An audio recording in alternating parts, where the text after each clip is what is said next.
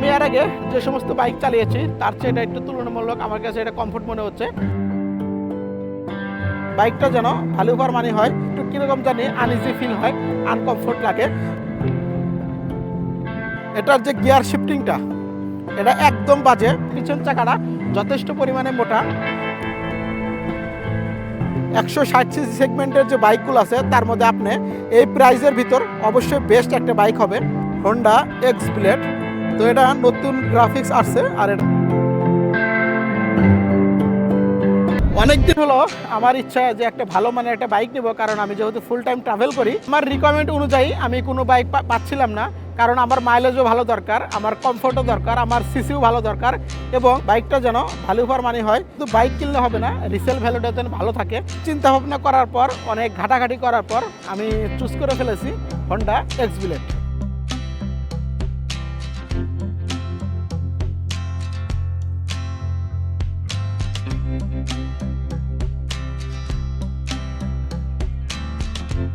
পিছনের যে কাঠটা এটা হচ্ছে আমি কাস্টমাইজ ভাবে তৈরি করেছি, কারণ আমার যে ল্যাপটপ আছে ল্যাপটপে যেন কোনো প্রেশার না পড়ে, কাস্টমাইজ ভাবে মাপ দিয়ে ল্যাপটপের মাপ দিয়ে এটা বানিয়েছি।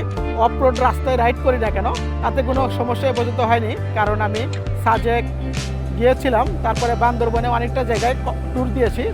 কারণ এখানে শক্ত করে বাঁধার পর এখানে যেহেতু নড়াচড়া করে না, তো এই কারণে আর কোনো সমস্যা হয় না। আর দ্বিতীয় কথা, আমি যখন ট্রাভেল করি তখন গায়ে কোনো ব্যাগ রাখি না, কারণ একটু কীরকম জানি আনইজি ফিল হয়, আনকমফোর্ট লাগে। তো ব্যাগগুলো সব এখানে বেঁধে ফেলি। আর এখানে আমি এক্সট্রা একটা হুক লাগিয়েছি আমার প্রয়োজনীয় কোনো জিনিস এখানে রাখার জন্য। আপনারা এই বাইকটি অনায়াসে 90+, 100+ স্পিডে রান করতে পারবেন। তো এত স্পিডে 100+ স্পিডেও রান করার পর কোনো ভাইব্রেট হয় না, অনেক স্মুথলি রান করে। আবার হচ্ছে এটা ব্রেকিং নিয়েও তেমন কোনো টেনশন নেই, কারণ যেহেতু সিঙ্গেল চেইন ABS, আপনি যদি একটু অ্যালার্ট থাকেন ঝুঁকিপূর্ণ ছাড়াই আপনি বাইকটাকে কন্ট্রোল করতে পারবেন। এই বাইকটা কমফোর্টের বিষয় হচ্ছে আমি একটানা 9 ঘন্টা 10 ঘন্টা চালিয়েছি। আমি যখন বাসা থেকে সাজেকের উদ্দেশ্যে বের হই রাত 2:31-এ যখন বের হই, আমি প্রায় সকাল 10:30টার দিক ওই জায়গায় পৌঁছি।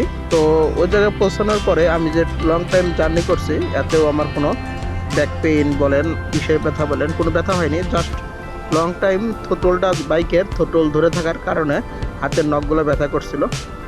যেহেতু ক্লাচ কেবলটা এখনও জাম আছে, আবার পিক আপটাও জাম আছে, এই কারণে যেহেতু নিউ বাইক এই কারণে একটু পেন হওয়া স্বাভাবিক। অধিকাংশ বাইকেরই দেখা যায় যে রাইডারের সিট ভালো হলে পিলিয়নের সিটটা ভালো হয় না, আবার পিলিয়নেরটা ভালো হলে রাইডারের সিট ভালো হয় না। তো এখানে এরকম কোনো প্রবলেম নেই। বাইকের সিটিং পজিশনটা হচ্ছে এখানে আপনারা খুব ভালোভাবে 2 জন বসতে পারবেন। আপনারা চাইলে একটু চাপাচাপি করে 3 জনও বসতে পারেন। অন্যান্য যে বাইকগুলো আছে যেমন জিগজার আছে, FZ আছে, এগুলা কিন্তু সিটগুলা 2টা পার্ট করা। তো এই বাইকটা যেহেতু একটাই অংশ, তো এখানে আপনারা অনেক ভালোভাবে বসতে পারবেন। আমি এর আগে যে সমস্ত বাইক চালিয়েছি তার চেয়ে এটা একটু তুলনামূলক আমার কাছে এটা কমফোর্ট মনে হচ্ছে। আশা করি সামনে এটা আরও কমফোর্ট হবে, কারণ এটা যেহেতু নতুন বাইক, এখনও রানিং পিরিয়ড শেষ হয়নি, এই কারণে মাইলেজটা সঠিক বলতে পারলাম না আপনাদেরকে। কারণ আমি যখন কোনো জায়গায় বের হই ট্যাঙ্কিটা ফুল করে বের হই, কারণ কোথায় যাব, কোন দিকে যাব, ফুয়েল স্টেশন আছে কিনা। তো এই পর্যন্ত তেলটা ওইভাবে মাইলেজটা মাপা হয়নি। তবে আমার ধারণা আর কি, আমি যেহেতু চালাচ্ছি 45+ আমি এটা পাচ্ছি। ওনারা বলছে যে আমার ব্রেকিং পিরিয়ডটা শেষ হলে 50 কিলোমিটার পার লিটার দিবে আর কি।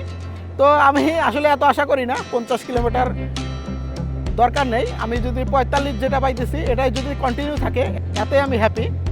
ব্রেকিং করার সময় অনেক কনফিডেন্স পাচ্ছি, এ পর্যন্ত ব্রেকিং কোনো সমস্যা হয়নি বা ব্রেক জাম হয়নি। আর সামনে চাকার যে ABSটা এটাও আলহামদুলিল্লাহ অনেক ভালোভাবে কাজ করে। কিন্তু এই বাইকের তো অনেক ভালো দিক বললাম, এই বাইকের কিছু খারাপ দিক আছে। সেটা হচ্ছে এটার যে গিয়ার শিফটিংটা এটা একদম বাজে। মানে আপনি যখন গিয়ার আপ করবেন তখন কোনো সমস্যা হবে না, কিন্তু ধীরে ধীরে যখন গাড়িটা চলো করতে যাবেন তখন গিয়ার শিফটিংটা অনেক হার্ড হয়ে যায়। তো এখন ব্রেকিং পিরিয়ড চলতেছে এই কারণে এরকম নাকি আমি সঠিক জানি না। তবে আশা করি সামনে আরও কিছুদিন চালানোর পর এটা ইজি হয়ে যাবে।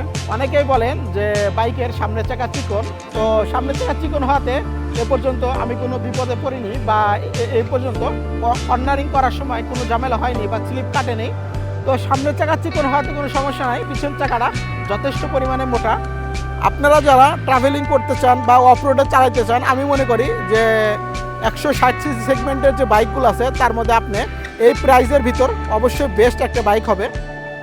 ফুললি ডিজিটাল মিটার, এখানে গিয়ার ইন্ডিকেটর শো করে, এখানে ক্লকটা শো করে। তো মোটামুটি আমার যেটা প্রয়োজন সেগুলো এখানে আমি পেয়ে গিয়েছি। এই বাইকটি আমার জন্য একটা বেস্ট বাইক হয়েছে, কারণ এখানে এই বাইকে গিয়ার শিফটিং শো করে। অনেকগুলো বাইক আছে গিয়ার শিফটিং শো করে না। আপনারা জানেন আগস্টের 5 তারিখে বাংলাদেশ নতুনভাবে স্বাধীন হয়েছে। তো বাংলাদেশ স্বাধীন হওয়ার পরেই আমি ওই আনন্দে বাইকটা কিনে ফেলেছি। তো এটা হচ্ছে হোন্ডা এক্স ব্লেড। তো এটা নতুন গ্রাফিক্স আসছে, আর এটার কালারটা হচ্ছে সিলভার। আর এখানে এই যে এবিএস আছে, সিঙ্গেল চ্যানেল এবিএস আপনারা দেখতে পারতেছেন।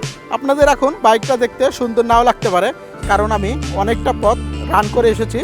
তো এখন জায়গায় জায়গায় প্রচুর পরিমাণে কাদা লেগে আছে, এই কারণে দেখতে খুব একটা সুন্দর লাগছে না।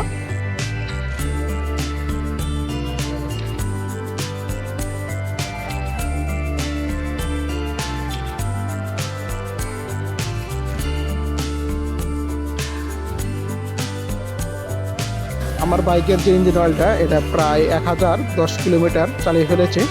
তো কক্সবাজার থেকে আমার বাসার দূরত্ব প্রায় 500 কিলোমিটার মতো। তো অনেকটা পথ যাব। তো যাওয়ার মধ্যে রাস্তায় যেহেতু কাছে এই মোবাইলটা পাইলাম, তো এখানে সার্ভিসিং পয়েন্ট পাইলাম, তো ভাবলাম যে মোবাইলটা চেঞ্জ করে নেই। আমাকে শোরুম থেকে রিকমেন্ড করছে প্রো হোন্ডা যে ইঞ্জিন অয়েলটা আমার হাতে দেখতে পারতেছেন, এটা ইউজ করার জন্য। তো এটা এখন আমি ইউজ করতেছি আপাতত। পরে যখন আমার ব্রেকিং পিরিয়ড শেষ হবে তখন আমি ফুল সিনথেটিক যে অয়েল সেটা আমি ইউজ করব।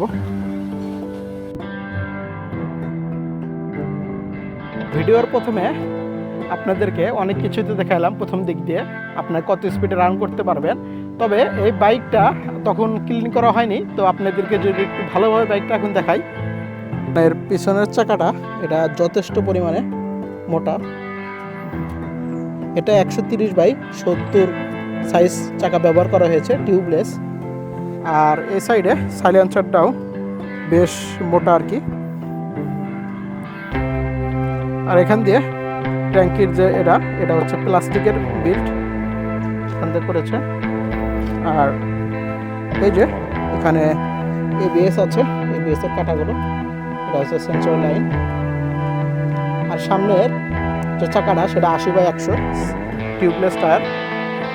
আর সামনের এই যে হেডলাইটটা, এটা দেখে একটু আপনার রোবোটিক ভাব আসে আর কি, রোবোটিক ফিল আসে দেখতে। কারণ ট্রান্সফরমার মুভি যারা দেখেছেন, মুভির যে গাড়িগুলো যেগুলো একদম ট্রান্সফরমার লুক নেয়, কিছুটা এরকম লাগে আর কি। আমি যে স্টিকটা লাগিয়েছি এটা হচ্ছে Insta360 ক্যামেরার জন্য, এটা দারাজ থেকে নিয়েছি, চায়না প্রোডাক্ট। আসলে আমি যে ক্যালকুলেশনটা করে এই বাইকটা নিয়েছি সেটা হচ্ছে, আমি যদি এই সেম ক্যাটাগরির আপনার যদি ব্রেকিং সিস্টেম বা আপনার সিসি যদি এরকম সেম যদি বাইক নিতে যাই, 160 সেগমেন্টের যদি বাইক নিতে যাই, আমি যদি সুজুকিতে যাই কমপক্ষে আমাকে 2,80,000 টাকা, কিংবা যদি আমি ইয়ামাহাতে যাই কমপক্ষে 3 লক্ষ টাকা। প্রায় এটা হচ্ছে 2,27,000 টাকা, প্রায় 50-60,000 টাকার যে একটা গ্যাপ, এই গ্যাপটা কিন্তু ডিস্টেন্সটা কিন্তু অনেক। 50-60,000 টাকা কিন্তু কম নয়। তো আমি যেটা হিসাব করলাম, আমি যদি 50-60,000 টাকা দিয়ে, বেশি টাকা দিয়ে ওই বাইকগুলো না নিয়ে আমি যদি হোন্ডার এই বাইকটা নিয়েছি, আমার যে 50-60,000 টাকা সেভ হইলো, এই টাকা দিয়ে আমি স্বাচ্ছন্দ্যের মধ্যে 18 থেকে 20,000 কিলোমিটার ফুয়েল কিনতে পারবো।